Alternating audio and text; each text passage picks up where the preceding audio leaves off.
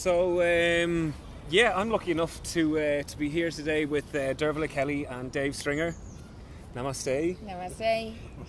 And while they're on their whistle-stop tour, as it were, through Dublin, on your way to a retreat. Yes. Yeah. So I thought, what would we like to talk about today? And of course, we'll talk about yoga and also about chanting and kirtan. So, and daisies. So, well, first off, you're offering a retreat in Kerry. Yes. Yeah. The Ring of Kerry. We're starting tonight with a welcome meal, and then we're travelling by coach tomorrow to Kerry, and we'll be hanging out there for a week, practicing yoga, chanting, Irish music, all that kind of stuff. Enjoying Kerry. Brilliant. And moving into the, well, let's touch on the Irish, infusing Irish folklore storytelling into yoga and your retreat. Well, last fall I had a bit of insight into how the Irish storytelling and singing in pubs tradition can connect to kirtan. It might not seem really obvious, but kirtan is an ecstatic call and response form of mantra singing. It's not at all a New Age thing, and even though some people keep trying to make bhakti a religious thing, the thing is that yoga is actually pointing toward a spiritual tradition that lies beyond the dogma and belief systems of religion. And it's using the mantras as a means of transporting people or causing them to shift their state. And what happens when you sing is, first of all, it's an act of pranayama. You shift your breathing. I'm going to have to...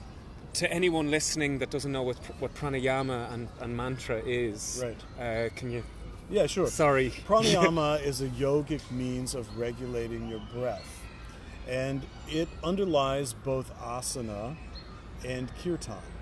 Both of them are acts of becoming aware of your breath and changing your relationship to it. So if you're not becoming aware of your breath and you're moving your body, you're not actually doing asana. You're not practicing yoga, you're exercising. Right. So yoga at its fundament connects breath awareness to movement. And changing your relationship to your breath turns out to be a powerful way of changing your relationship to your mind. So there are complex neurological processes which are involved in it, but the result is that without having to believe in anything, all yoga asks us to do is to practice and to watch what happens. So just as you can practice a series of asanas and have an experience which can be profoundly spiritual, even though you're just moving your body and shifting your breath awareness, you can also do this with mantras. Okay? And a mantra is... A mantra, sorry, excuse me, means mind tool. Yeah. Meaning it's a simple phrase that allows you, through its repetition, to bring your thoughts to a place of relative stillness. If you think about it, your mind is always full of thoughts. But when you practice a simple mantra, and this could be an English word, in this case the tradition uses Sanskrit, which is an ancient language of philosophy. And if you study linguistics, a lot of modern languages go back to it. Including Irish. Irish, yeah. Right. Yeah. So in some ways you can say it's like the language, the mother language of us all. And people experience Sanskrit in a way, it feels oddly familiar. I have to agree. Yeah. I have to. It's so weird. Right, and it's follows you home. Yeah. It's full of these beautiful sustained sounds, these ums and ahs and ees, and all of which create this feeling. I mean, just to say these sounds creates a feeling. Just to go creates a feeling of centeredness in everybody. No matter what you know or don't know, no matter what language you speak or don't speak, has this feeling, okay? So Sanskrit is using these sounds to create an experience. When you chant, you're regulating your breath and giving your mind something in a sense, not think about. It Yeah. gives it something to do while you then have this experience. So many people they hear about kirtan usually because of some Hare Krishna band they saw on the streets, okay, which terrifies them, and it terrified me. Yes, okay? yeah. It was only by actually finding myself in an ashram in India. I used to be a professional editor in Hollywood. I was hired by a guru to go to India and make some videos. So that's how actually I encountered this stuff. How long ago was that, Dave? Sorry. 90 and 91. Okay. So it's, over 20 years ago now. Yeah. And I had been involved with yoga. I started practicing asana in maybe 1988. But I was a little dubious about the thing because there's always this kind of religious trapping around it, and some people keep insisting that it's there. But yoga's not the new religion. Mm-hmm. It's a means of moving out beyond the limitations that religious practice puts upon, like, our sense of ourself, our mind, our spirit, our heart. I know that some people are also equally terrified by science, although I can explain, and Dearbhla especially is expert at explaining what goes on in yoga and in kirtan through the action of neuropeptides, through looking at our brain structures and how they define where our sense of body starts and stops. It's all interesting stuff, but the fact is you don't have to know anything about it to experience it. Exactly. And can I add something here? Please, So yeah. in both the case of chanting mantra and practicing asana, like Dave located the place of change in that with the breath, right? And as we know, if we're not breathing, we're just exercising when we're doing asana. Well, it turns out that both using the tool of a mantra and using the tool of your breath both create ways by which the mind transcends the mind. And it turns out that there's this beautiful symphony with which your brain and your nervous system and the different nervous systems within the body are acting in concert to allow for this transcendence of the mind. And the beautiful thing about it is, as we know, yoga is a technology for transcending your separation and your feeling of separateness. Yoga is union. And the tradition has bequeathed us this multifaceted technology, really, by which we transcend the tyranny of our own minds. And in the transcending the tyranny of our own minds, right, we move beyond that feeling of isolation that thoughts create, and not just isolation from other people, but isolation from ourselves.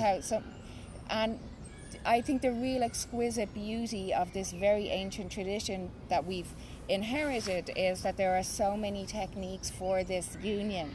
And it turns out we're discovering now that science, and particularly neuroscience and neurochemistry, are augmenting all of these teachings, showing us just how the different neurophysiological systems work together to bring about this ecstatic experience of union, which is something that I'm just really, really into sharing with people. Ultimately, that's the really compelling thing about yoga, is that it's presenting an experience, and it's hard to argue with experience. Right. And we can talk belief systems as much as you can sign up or not sign up, but once you have a certain experience, suddenly the world's part, okay?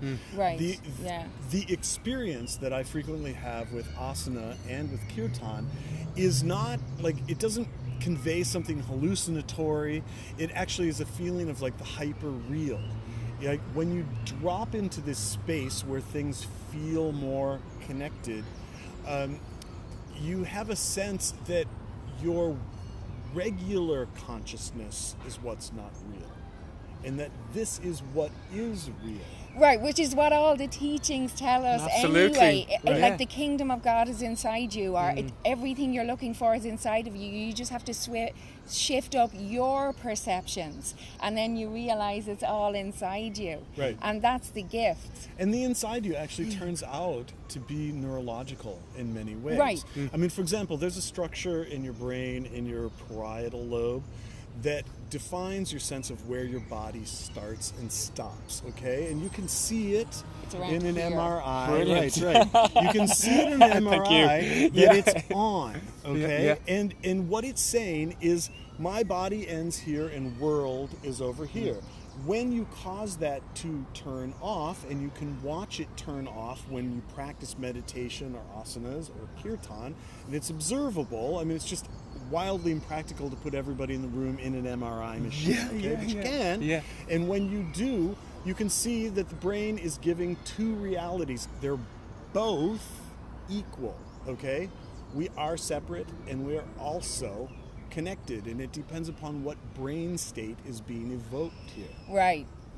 So, but by regulating your breath, you start to cause the neural flow that gives you this signal that I am separate to slow down and ultimately shut off. I mean, for example, an experienced meditator withdraws their awareness from the sensual world and becomes invested in, like, who is thinking, who is seeing, who is knowing, you know? And you become unidentified with your senses and identified, maybe I shouldn't even use that word, with the knower of the senses or the witness of your thoughts as opposed to the thoughts themselves. Mm-hmm. As you become involved in this, this part of the parietal lobe shuts down and people report, I have this feeling of intense connection, okay? That's not an illusion, that's actually a specific brain state. Right, and the brain, can I add something to that? The reason it shuts down, Dave said neural flow, which can sound a little bit like, what's that? The reason it shuts down, that's basically the information that the nerves in the body is conveying to that part of the brain.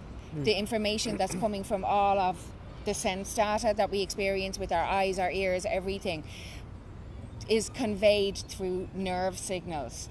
And when we start to regulate the breath and also entrain the mind, which is why kirtan works so well, because we're just focusing on singing something, but you could be singing Daisies Are Beautiful and it would still work. When that happens, the flow of information lessens to the parietal lobe, so it's not as stimulated, which causes then the feeling of I'm separate to just dissipate, to start to dissolve.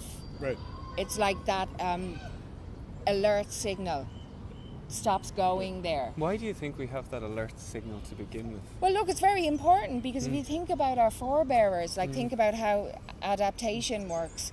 If we didn't know where we stopped and everything else started, we'd have trouble navigating our environment. But we're also genetically adapted to cooperate and communicate. Okay? People who couldn't do that died, did not pass on their genes. Their genes. You're okay. So in some ways, we're also culturally adapted for music. Music allows us to align.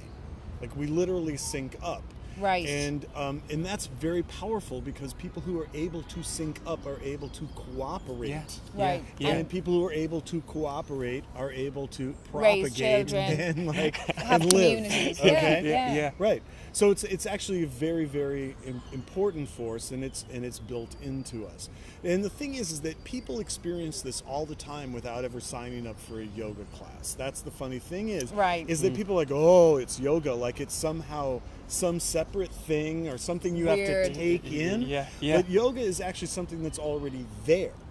That's the whole deal. And the states that we're talking about, you also, when you drop into them, recognize them as being already there. It's not something that's added. It's something that becomes revealed.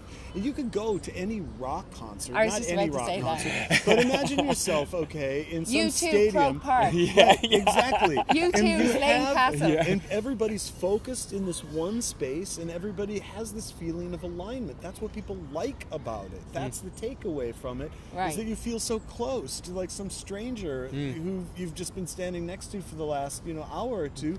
Why is it that you should suddenly feel like, I feel so connected. I love you. And it's because all of us have been engaged in a similar process of like brain modification. Actually, if you look closely, you'd see people are beginning to breathe at the same rate, as they sing along. So this is what kirtan invokes. And if you go to India, thousands of people are doing this. Yeah, absolutely. And And it's a beautiful, beautiful feeling. But you also get this now. Like America has huge festivals where thousands of people come and they're chanting together. And especially Australia and the German-speaking world are doing this. The interesting thing for me is, why is it that it has not become a big thing in Ireland I think it's yet? a lack of information. Because, and that's why we're doing this. Right, because Yeah. Irish people do sing in public. I realize Yeah. it's a bit aided, often by a pint. Or two. But still, it's, the cultural tradition does exist there. So sometimes I think you have to push past just a little bit of like, oh my God, I just came in to work on my back. Yeah. And do I have to sign? Do I have to become a Hare Krishna now? Yeah, No, yeah. you do not. Yeah. But what you do have to do is simply jump into the experience to the point where you can lose your inhibition, and That's the difficult bit. right. That's my job. Okay. Okay. And now we're straight. Right. No, Yeah, my yeah. job is to get you beyond your inhibitions, partly because I'm playing with excellent musicians. So just on a musical level, be like, wow, these people can play, they can sing, and that feels like an attractive force in the same way that an awesome rock band, does that.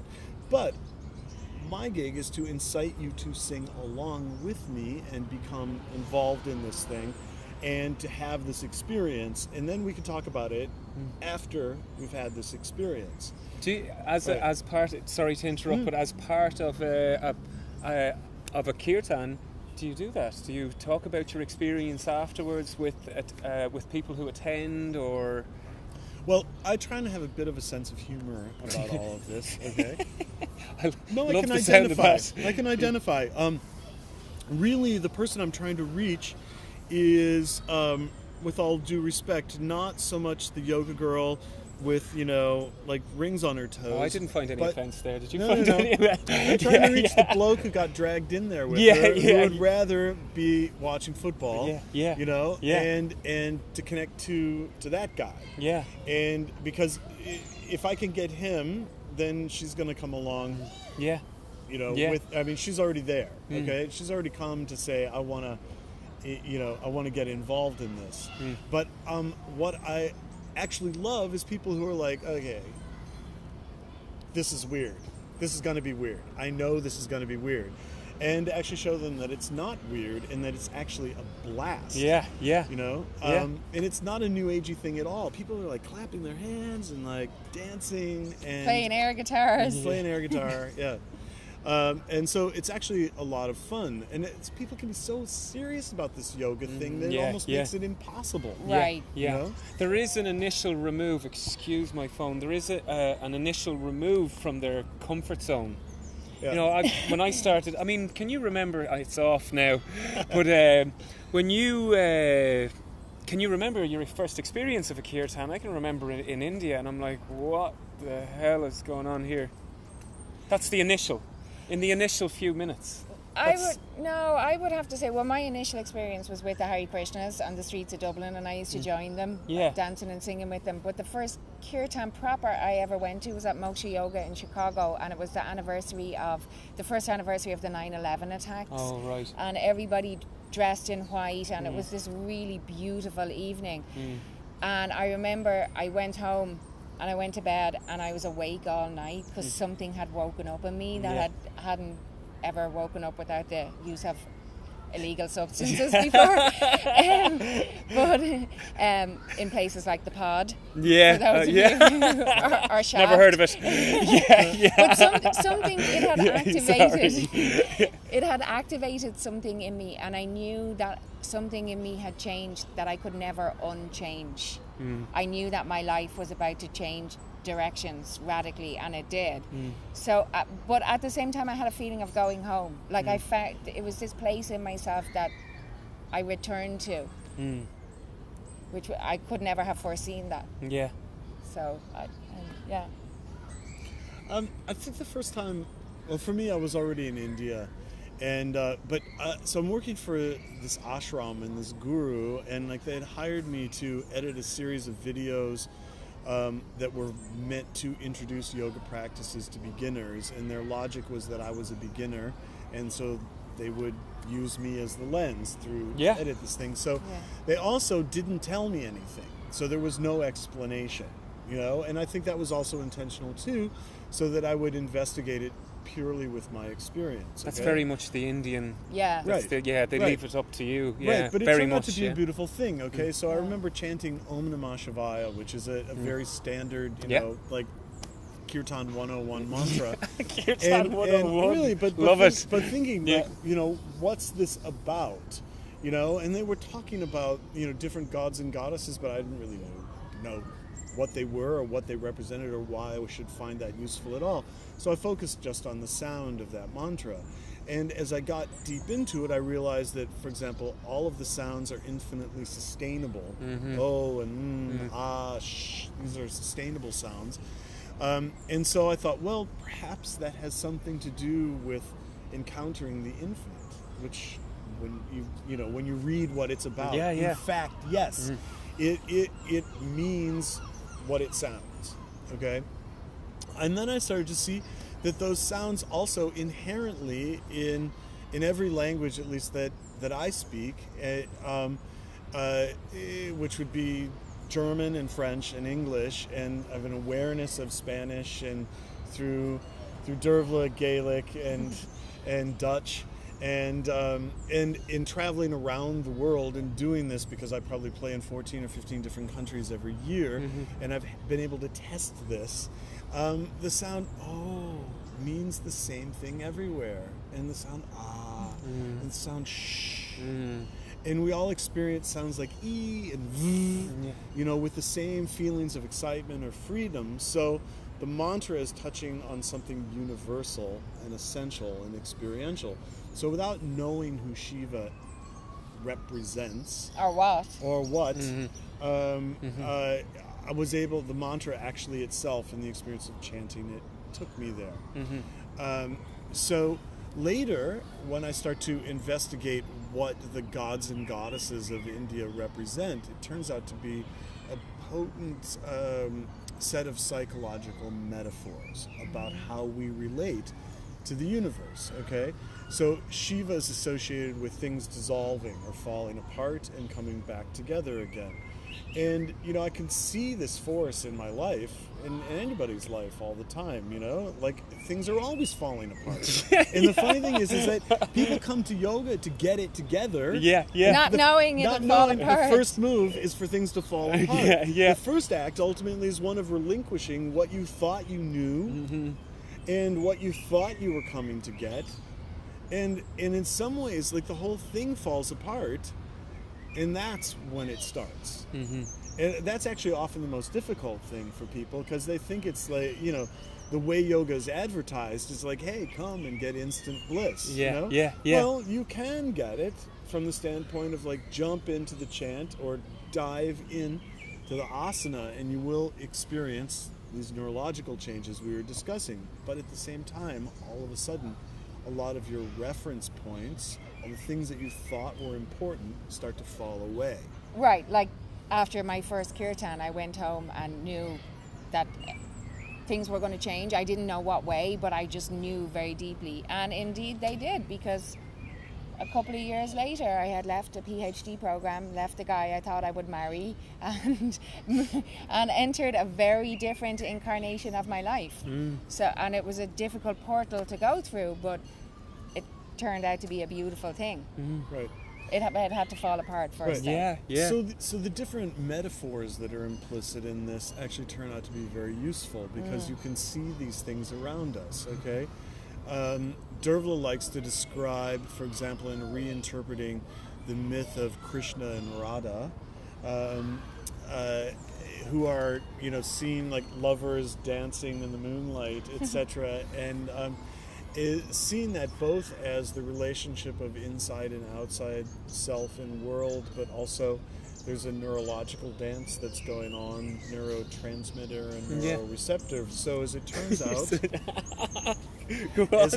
out, the metaphors of yoga are quite applicable to the modern world. So in some ways, I think what both of us are engaged in is trying to use the language and the metaphors of yoga instead of to look back at the past to see how they represent fundamental insights that are useful for us in modern life.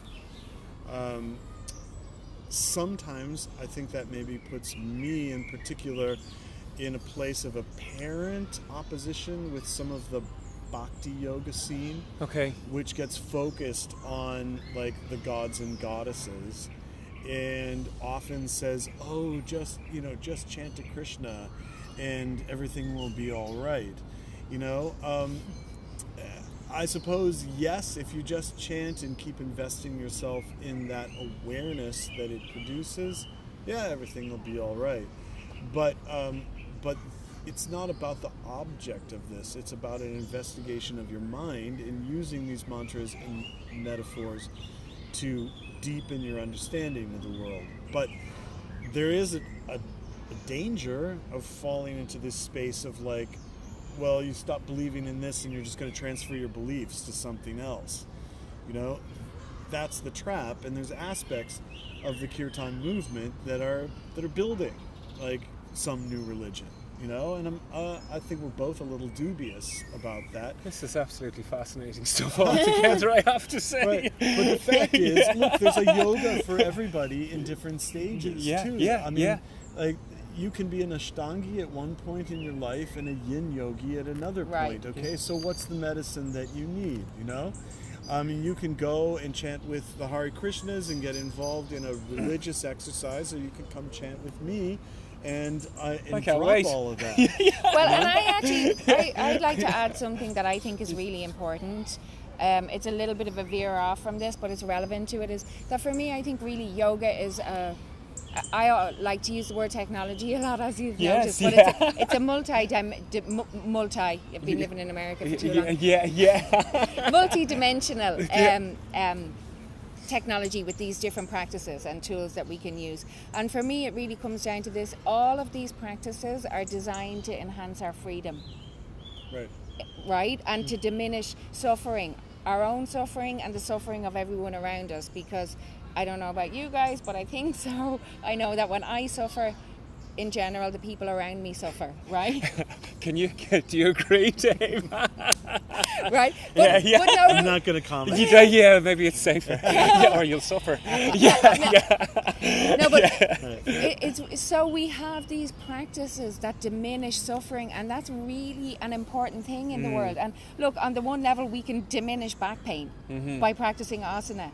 But some of the really, like the stuff that I'm really, really excited about is when we also put together the scientific understanding with the ancient teachings that we've inherited, we start to grasp how we can create changes. And look, it takes practice. It's not going to happen overnight. It takes sustained practice over time. But we can create changes in our lives and in our habitual ways of being that really enhance our lives and enable us to be more responsive rather than reactive, right? It's a tricky one. But this is what the practice is designed to have us do. And when we can do that, we get to experience our freedom because we're no longer just reacting to stimuli. And asana practice is a great way to do this because, as you know, you stay in poses for 5, 10, 15 breaths and you hang in there when it's hard. So you're building that metaphorical muscle to be able to hang in there with yourself and with your breath. And I think that's such an empowering thing for us as yogi practitioners and teachers to share with people. Look, you can really create changes in your life that will make your life so much better. It's hard work. It won't happen overnight, but this is what yoga offers us. It's so much more than, more defined abs and biceps, but so I think that was so informative. I absolutely loved that. Thank you so much for coming here today and sharing that, the two of you. And this is the first time we've met, and I'm so glad that we've connected for the first time. Us Hopefully too. the first time of many. And yeah, thank you. absolutely. Namaste. Namaste. Thank you.